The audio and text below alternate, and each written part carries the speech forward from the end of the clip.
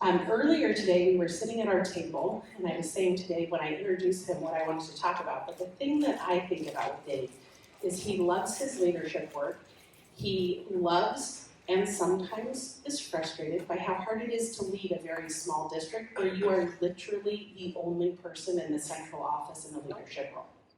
So he is the person who is the director of HR, the director of academics, the superintendent, the assistant superintendent,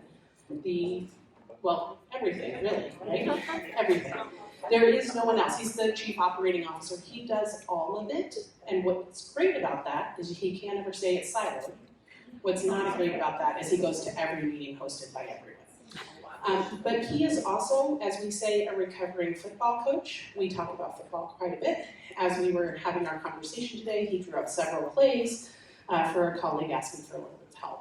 So you will occasionally see him relapsing. But he's going to share with you their journey and how they've been implementing rounding as they started their work to build a really quality culture for their staff. So they're working on this work right now. I'm pleased to introduce him to you. I think you will learn a lot from him.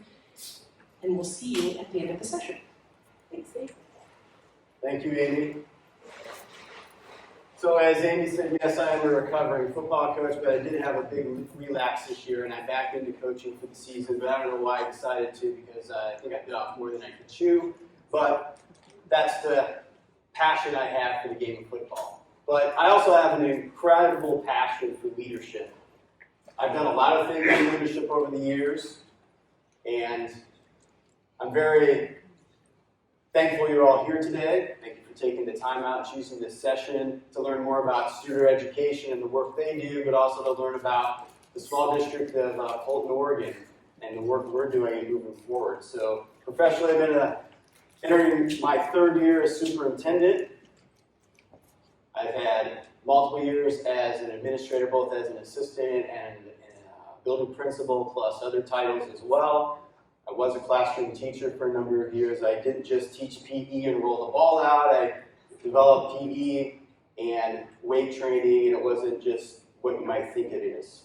So, a number of years at the high school level in the classroom, but as I stated earlier, I love football, and I had 4 years as a collegiate coach, but it didn't pay much, so I had to step away from that. On a personal level, my wife of 20 plus years and my 4 kids are really the center of my world.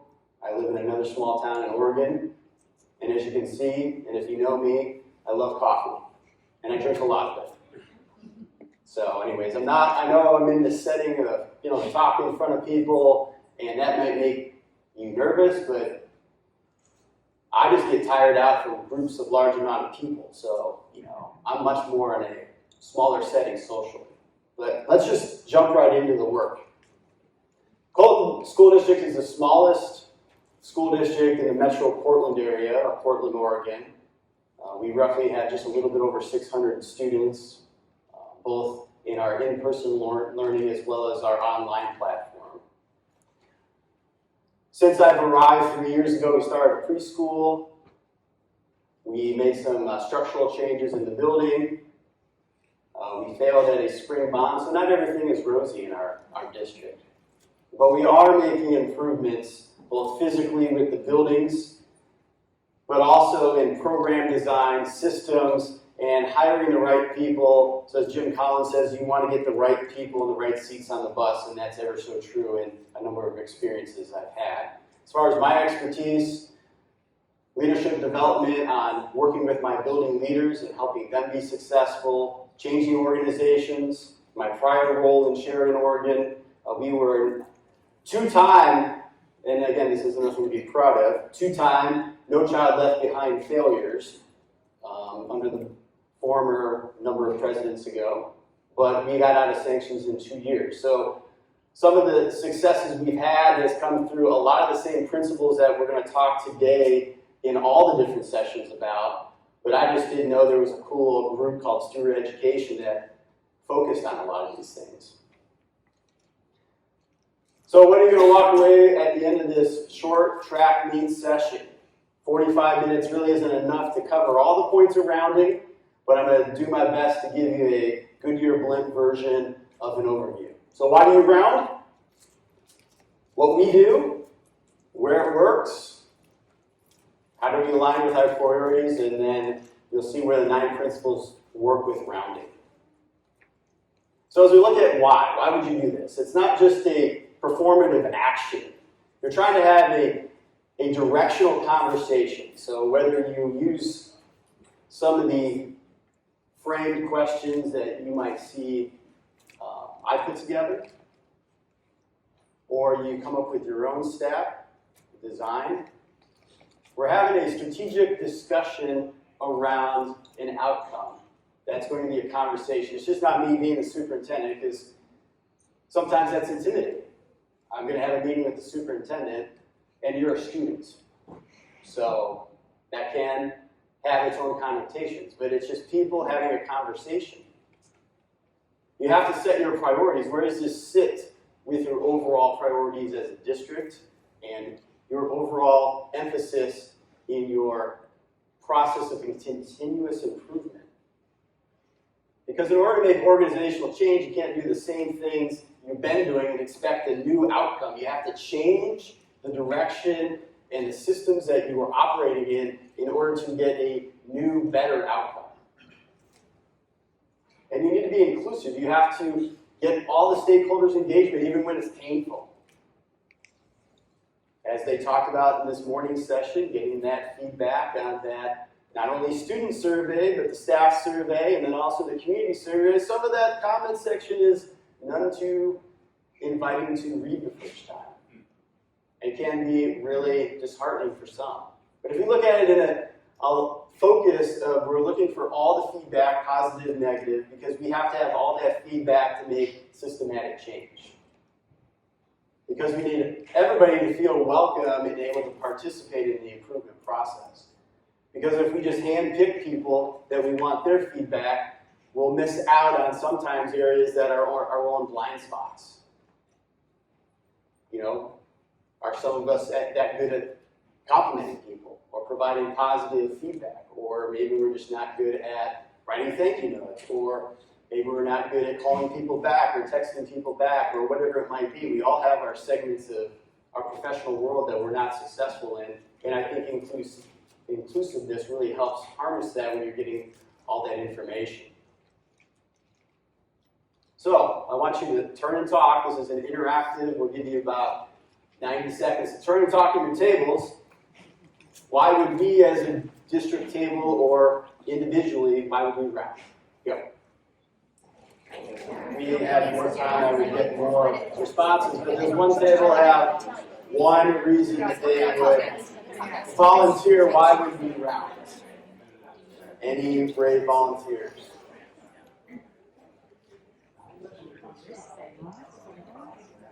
I could call him, I'm going to call him Ryan Carpenter. Oh, go ahead. I would say collectively to gather information that's formative in nature that you can take action on very effectively. That's good. Taking action on the information, that's the key point there. Thank you. So rounding in Colton. Again, I said we're small, we're rural, we're isolated.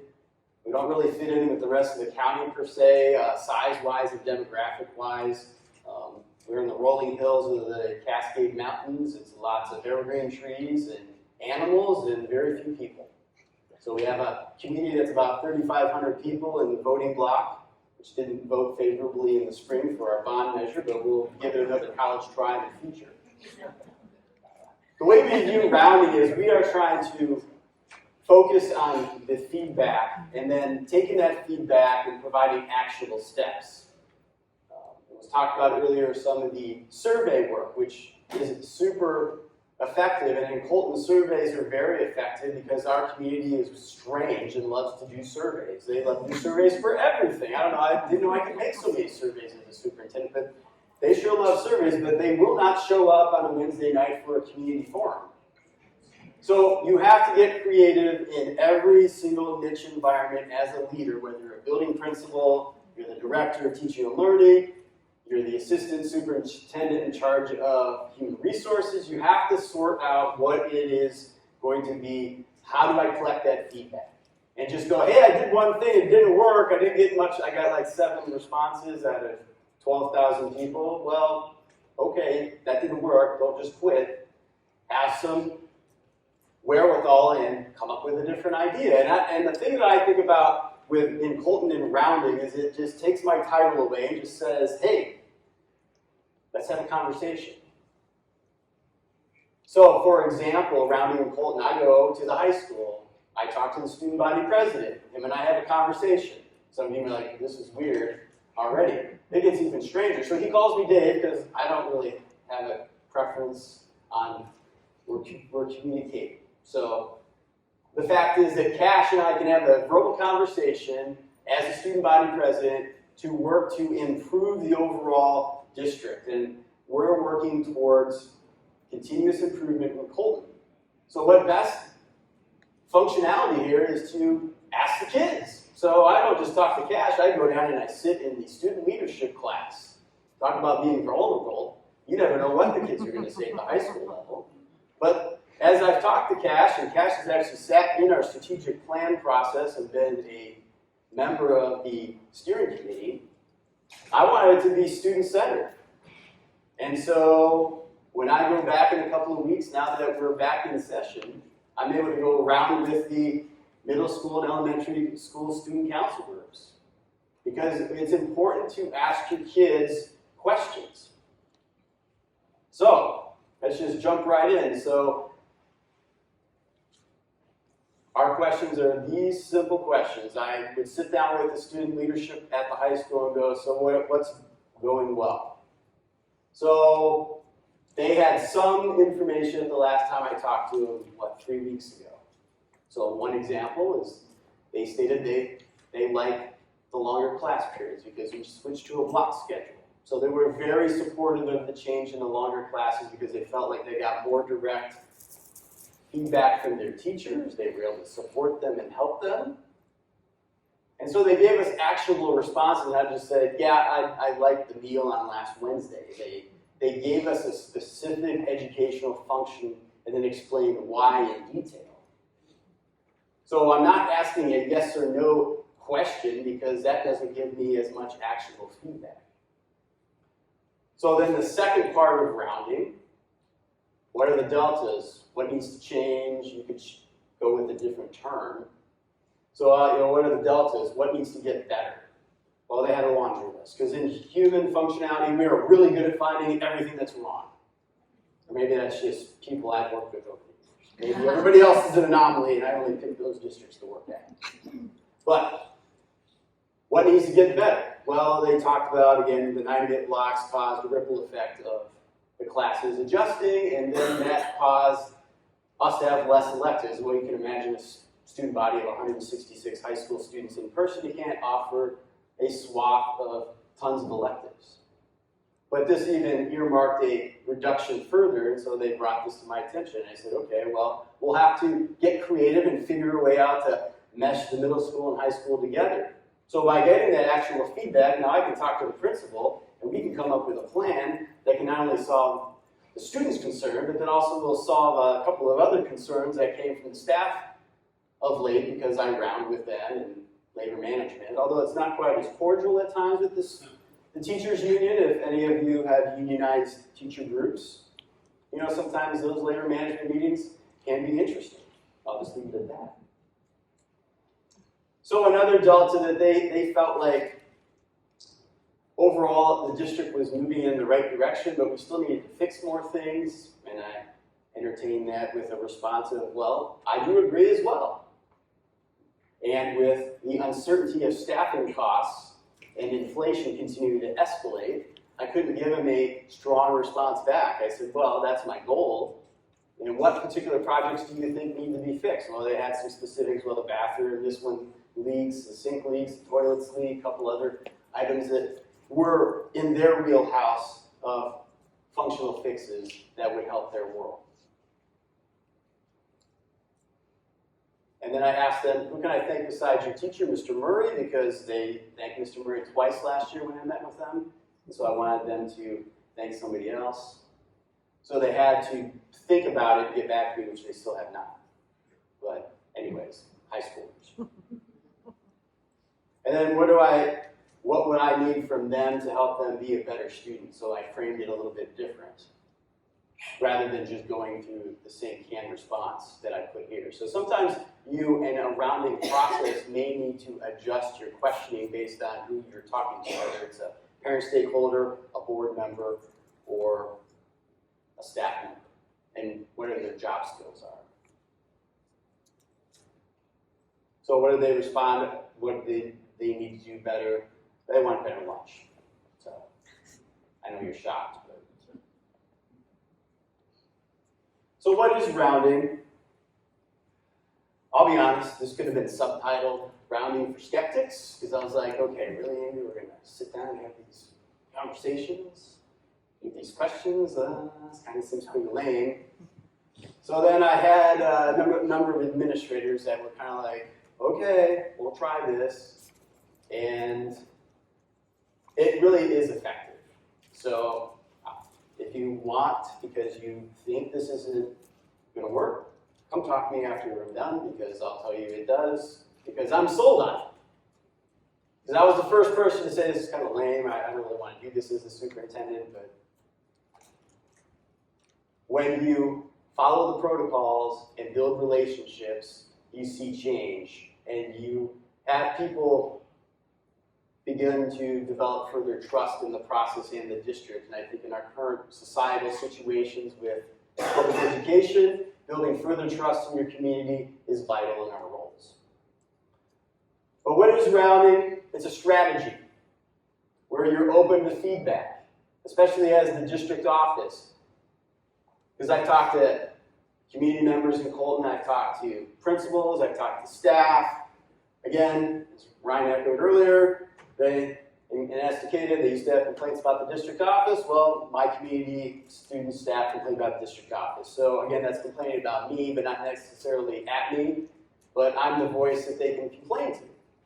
So in a rounding conversation, you have to be able to acknowledge, yes, we have things to fix, and then be able to figure out, how can I act on those processes? How can I be open? How can I be vulnerable? How can I state, okay, well, thanks for your suggestion, thanks for your feedback. I'll look into it and try to come up with a plan to help listen and acknowledge it and act on it so that it isn't just a performative function. Because if there's a barrier, like tuition reimbursement takes too long for staff to get back their reimbursement, or the process isn't working the way you currently have it, and they're dissatisfied, then rounding helps satisfy that. Because then you can come to a consensus of how to fix a problem that you didn't know was a problem. We want this to be part of our organizational framework. So now that I've bought in, my principals have now bought in, not just because of me, but because they've actually done this. So now they're going to start training their teachers to round with their students. And I'm sure they'll all go through the same emotions that I and the principals went through. Oh, this is lame, I can't believe I have to do this, I can't believe I have to conversations with kids. But I think overall, and other folks that are here at the conference that have been doing this longer than 3 years can attest that the more you do this as an organization, the more effective your continuous improvement is going to be. And you're going to not always have happier folks and happier stakeholders, but the effectiveness surveys of how the community, the students, and the staff feel in the district will continue to elevate up to a more positive score. And I'll reference that later if we have time. I also like that it's a feedback mechanism. If I have a conversation with a community member and I ask him this first question, what's going well, and we'll just say, Brian is a friend of mine that's also a community member and a very opinionated human. He doesn't mince any words. He'll give me his informed decision. He will provide me context. He'll actually tell me stories from other people and their terrible experiences, and I'll empathize and say, well, that's unacceptable, and we need to do something better. But if I hadn't taken the time to have a conversation and ask pointed questions around what's working, what's not, who can I thank on your behalf, and then,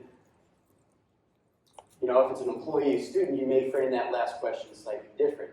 In the case of the stakeholder, well, what do you think we need to do different for the district to be more effective is an example of a question I asked Brian. And Brian just said, well, you need some staff changes because some people just aren't figuring it out yet.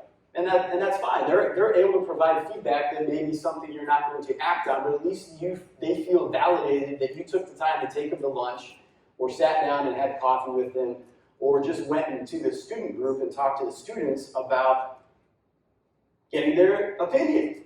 Because heaven forbid, as leaders, as building leaders or as district leaders, we ask for people's opinion. And yeah, it's a scary world sometimes the first few times you do it. But it does work, and you will see change, and it will be effective. So what's it not? Well, as I said, as the skeptic, we're not doing this predictively. We're not just going to sit down and have a discussion, and I'm not going to do anything with it. I'm not just sending out an empty survey that's not going to provide any fruit. It's not a one-and-done conversation. It's something that you can follow up on, as I will meet again in a couple of weeks with the high school leadership group, as I work with my admin staff next week when I return. And it's not a rigid set. Just because I come up with these questions, or maybe your student coach gives you examples, doesn't mean that you have to frame them exactly in that format.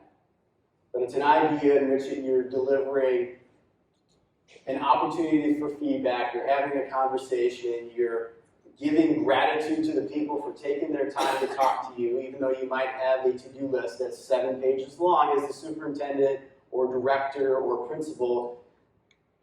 I want to encourage you that this works when you make time for it, because it is important, because people matter. If you put people first in public education, we will collectively see better outcomes. I didn't get into public education to teach. I got into coach, I'll be honest. That's how I got into it. But my mindset changed over time. Where rounding works. It works with all the groups. I've already told you stories. And believe it or not, superintendents, this works with board members. I actually went to lunch with one of my board members, and he rounds with me every single time we have lunch. Tim Behrens. He has about 5 jobs in his real life, besides being, and he's probably the best sports announcer ever in our sports. Everybody in the league loves the guy. But anyways, Tim will sit down, and he will ask me the same questions. What's going well? What do you think needs to improve? Who's somebody I can thank on your behalf? And then, what do you need to do your job better? And it's not just a functionality of, yeah, Tim, I want more money. No, it's a functionality of, what do I need to do my job to run the district better? How can he support me? And that's really, at the end of the day, as leaders, we are figuring out how we can support our students, staff, and our community better. One of my board members actually works for the city of Portland, and he's a millwright, which is he cleans out and fixes all the pumps and pipes in Portland, and he actually does this with his colleagues. So it doesn't just go within our world, it's going to be used outside of that as well. But I would earmark a couple of specifics. When you're working with students, try to narrow the time that you're going to be with them and keep them on track so they don't wander off into the weeds too far, especially when you're asking what's not working. Okay? If you sit down with parents or community members, again, know your audience. Frame sometimes those questions a little bit differently around change. Like, is there an area in which you see in the district could do better? That's a less open-ended question than say, well, what do we need to change? Well, that opens the door to 25 bullet points that parent or community member have. And then when you're working with board members, get them to get comfortable asking questions of the community and go through the rounding process with people they have conversations with in town or at a football game or at a basketball event or at the post office. All right, turn and talk. 90 seconds. Where rounding works or where you might see it working in your district. All right, one great volunteer who wants to be vulnerable and tell us where rounding works or where they see it might work. Any volunteers?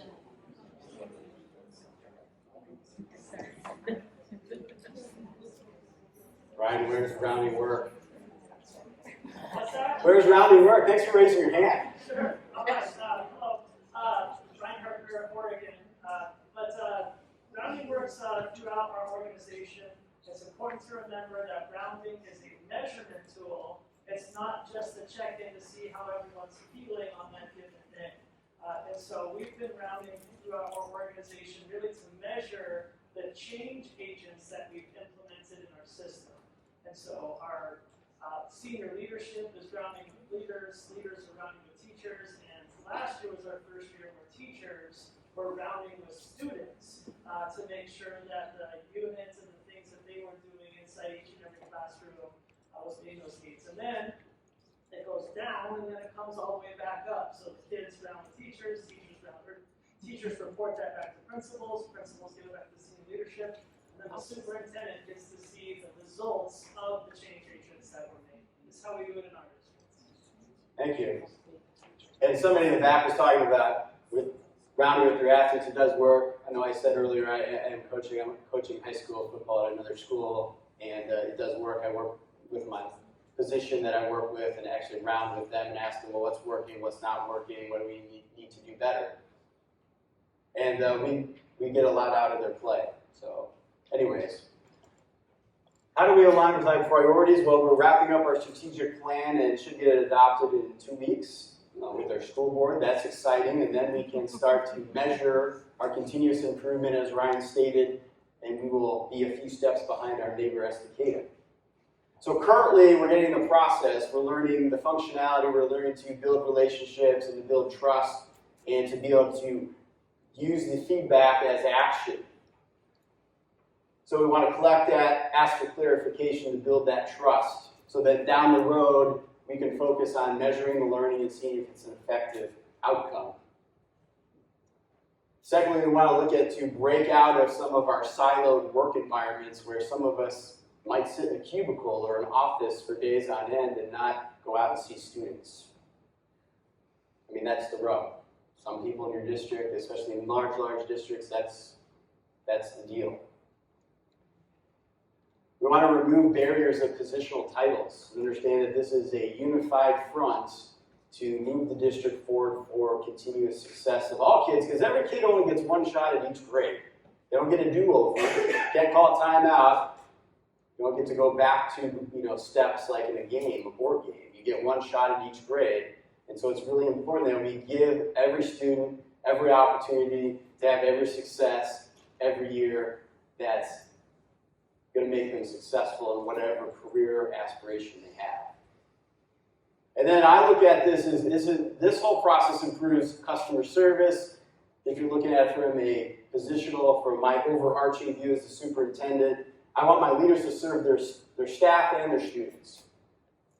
And I want to serve my whole district. And that goes beyond the students, it goes to the community. Regardless of how sometimes they provide us feedback through lovely emails. All right, so our timeline is going to be different than everybody else's in this room because I typically don't go by the same plan as everybody else, or especially if it's a standard plan. I'm going to go my own way sometimes. And Amy's gracious and provides me with that leeway for Colton to go that direction. So thank you for her patience and grace with me. And you are right, I'm talking a lot, so I'm getting close. All right, what? I like to view this as we wrap up here a conversation cycle. Because we're looking for feedback, we're opening ourselves up to a conversation with various folks, and then we're looking at down the road of how can we take that information and measure our progress.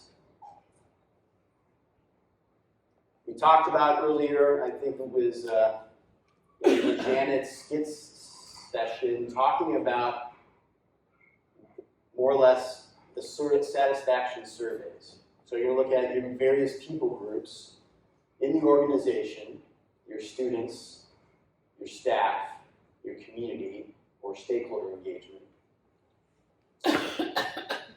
And that helps you determine collectively as a district what we're doing well, and then you can earmark some specific conversation cycles around your rounding opportunities. You can ask kids specific things or points from those surveys to help you better collect directional details to help improve small parts of your systems.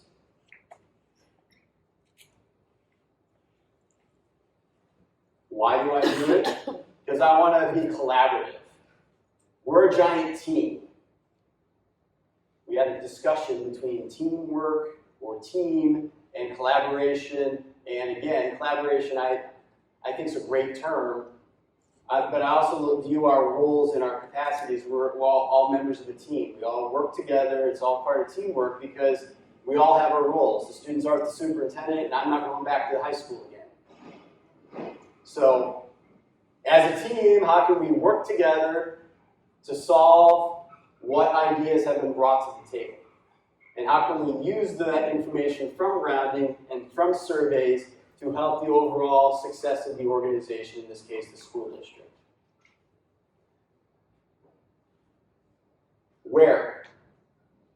Well, you want to do it at the whole process, start to finish. You want to start with the buildings and get them to a point where they can have dialogue back and forth and work to improve their own individual buildings so that you do not, as a superintendent, have to be married to that particular building's pluses and minuses all the time.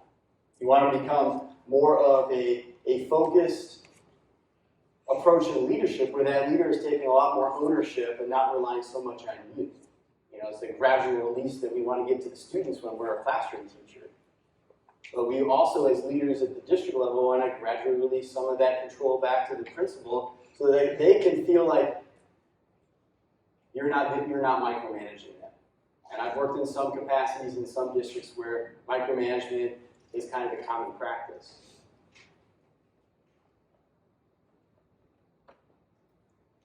And then lastly, how are you going to act? Well, it shouldn't be any time. You should be able to ready to have a rounding conversation if you're going to go to the post office and you run into a community member, if you're going to go to a classroom with intentionality to talk to a group of students like I explained earlier, or you might find yourself just running into a staff member in the hallway if you're a building leader and having a moment to ask them these questions.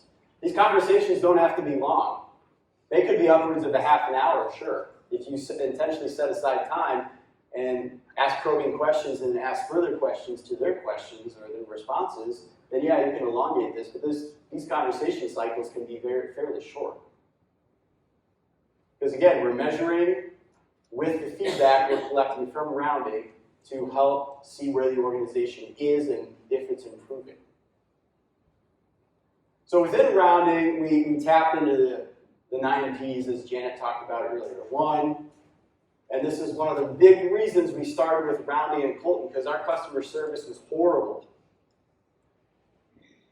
I am the 4th superintendent in 10 years, and if you do the math, I've been here 3 years, so you can, the longevity of the prior superintendents was pretty short. So one of the biggest reasons we started with rounding is because as I've talked to community members through surveys and through conversations, we needed to build rapport and build trust and build relationships with our community to help improve the overall outcomes of the strategic plan. Second principle, 5, focus on employee engagement. We need to provide the employees the opportunity to give back their viewpoints and the information that they see as the most pressing that needs to improve. Again, I'll be the first to say this is one of my weaknesses. Because as a leader, you know, I'm the boss, you have your role, I'm going to tell you what to do. You know, that is a part of public education. We are getting better at being more collaborative, but again, this is an area that some of us might struggle with. But I can encourage you that rounding will help you do a better job and overcome this struggle. Because it forces you to engage with people, and sometimes engage with people that you may not, you know, be collegial beyond that moment. Maybe you don't like them, maybe they don't like you, but you can still work together for the common goal of seeing the kids be successful. And lastly, this helps communication at all levels. This helps the principal who's shy, that's not a real people person, to the person that's been an administrator for 25 years, that's 70 years old, that is great with the kids, but some of his other functionality and his duties, he's not as strong. Or maybe you have a young administrator that's gung-ho and wants to do everything to change the world. Rounding will help narrow down the bandwidth and help you focus, stay within your priorities, and look at, is the district improving through the process that you set forth with your priorities? So, questions. I want to leave a few minutes for questions before I tell you a couple of little stories that I didn't want to use my presentation time for, just about how this actually can be really effective. So any questions?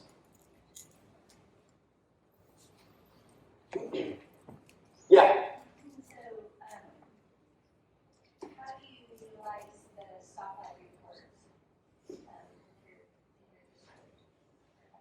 So we're in year 3, and we haven't gotten to that stoplight report yet. So again, we started because I'm going to throw out a big thank you to Mr. Carpenter in the back, because I called him within my first 6 weeks of being the superintendent, realizing that we don't really have a direction we're going. And so the board told me we don't even know what a strategic plan is. So I started talking to them about that, and Ryan gave me a couple of names of organizations to contact, so I reached out to Studer, and Ryan Hess, who's here this week, gave me a call, and 2 years and 10 months later, you know, Amy's been with us now for the last almost 2 years and has really guided us through that process of initially looking at customer service, employee engagement, and communication, which were our first big earmarks. And again, that's why functionality we started with rounding, because every time I talked to people in the community when I started, they stated, we don't know what the district's doing, we don't like the superintendent, even though we don't know who you are, but we don't like the role of the superintendent. You're probably going to change everything. You're not going to do this, this, and this. So I had to start by intentionally communicating. And not just communicating new things we're going to do, but to communicate celebrations and to communicate and be open and vulnerable. And I felt like in that case, rounding was the most effective way to go. Because one, it was targeting all 3 areas we needed to fix immediately in order for us to move forward with the strategic plan. So then after about 8 months of doing all these adjustments and focus on the rounding, now we're actually doing the rounding part as a leadership group, and now we're moving into training our staff to do it. Because we've been juggling a number of different things at the same time. Tried to pass a bond, as I stated, and that took up a lot of time, and then we started moving forward with the strategic plan, and then that will help give us the means to be able to provide our community with our next endeavor, which we start, in 2.5 weeks, scorecards. So we will start moving that direction and gleaning from the experience of some of our colleagues that are already in Studer working on their scorecards experiences. So I just want to, again, thank all of you for the opportunity to be able to tell you our story, and hopefully this is a really productive event for you this week. Thank you, Dave. Go ahead, everybody. I saw a couple people.